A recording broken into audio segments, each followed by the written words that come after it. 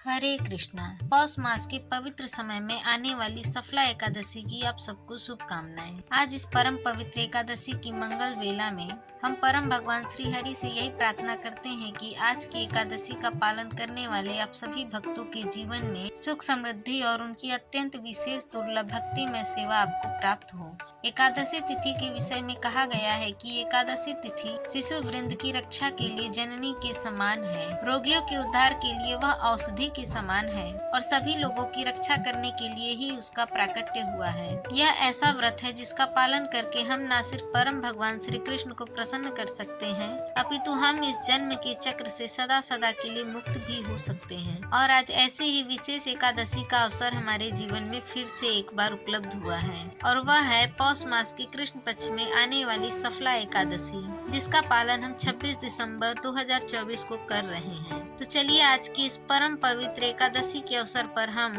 उससे जुड़ी हुई एक पौराणिक कथा का श्रवण करते हैं। चंपावती नगरी में राजा महिष्मति राज्य करते थे। उनके 4 पुत्र थे, जिसमें से ज्येष्ठ पुत्र लुपंक अत्यंत पापपूर्ण कार्यों में संलग्न था। मांसाहार, नशा, घृत, क्रीड़ा, अवैध स्त्री संग, चोरी इत्यादि कार्य न जाने क्यों लेकिन उसे अत्यंत ही प्रिय लगते थे।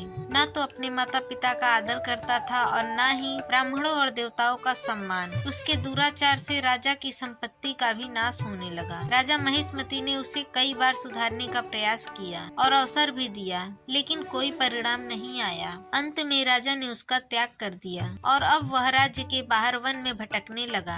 अब ना तो उसके पास कोई धन संपत्ति थी और न ही रहने के लिए आवास। पूरा दिन जंगल में भटकता रहा। दिन में जंगली जानवरों का शिकार करके उनका मांस भक्षण करता, एक बरगद के पेड़ के नीचे रहता और रात्रि में नगर में जाकर चोरी और डकैती करता। इस प्रकार कई दिन और महीने बीत गए। आखिर एक दिन पौष मास की सफला एकादशी आई। दसवीं की पूर्व संध्या को वह बरगद के पेड़ के नीचे सोने का प्रयास कर रहा था, लेकिन तीव्र ठंड और अल्प वस्त्र के कारण उसे नींद नहीं आई। शीत लहरों के कारण उसके दांत कपकपाने लगे और सूर्योदय होने तक वह अधमरा जैसा हो गया। अगले दिन एकादशी थी। शरीर की दुर्बलता के कारण वह किसी प्राणी का शिकार भी नहीं कर पाया, इसीलिए संध्या तक वहीं पेड़ के नीचे बैठा रहा और अंत में कुछ इधर उधर के पेड़ों से गिरे हुए फल एकत्रित करके मुश्किल से वापस बरगद के पेड़ के नीचे आ पहुंचा। उस दिन न जाने क्यों लेकिन वह अपने इस जीवन के लिए प्रायश्चित करने लगा था। मन ही मन उसने अपनी आंखें बंद करके भगवान से प्रार्थना की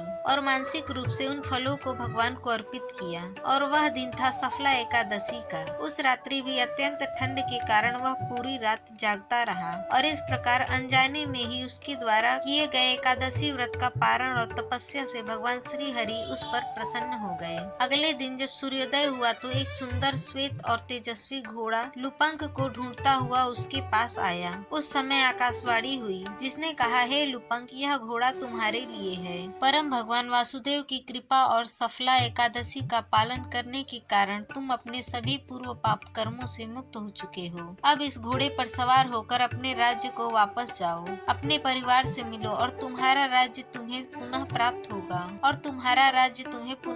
होगा। आकाशवाणी सुनकर लुपंक की आंखों में हर्ष के अश्रु प्रवाहित हो गए, जिसने उसके सभी कलंक को धो दिया। उसका शरीर पुनः युवान, तेजस्वी और सुंदर बन गया। जब वह अपने पिता के पास पहुंचा तो उसके पिता राजा महिष्मति ने उसका हर्ष पूर्वक स्वागत किया। कुछ समय बाद उसका विवाह सुंदर राजकुमारी के साथ हुआ और उसे एक तेजस्वी पुत्र प्राप्त हुआ। पिता के वानप्रस्थ आश्रम में जाने के बाद उसने कुशलता पूर्वक राज्य संभाला और जीवन के अंत में भगवत धाम को प्राप्त किया। कथा का समापन करते हुए भगवान श्री कृष्ण कहते हैं कि हे राजन, जो व्यक्ति इस कथा का श्रवण मात्र भी करता है उसे भी राजसूय यज्ञ करने का पूर्ण फल प्राप्त होता है। उसके भौतिक कष्ट दूर होते हैं और अंत में आध्यात्मिक लोक की प्राप्ति होती है।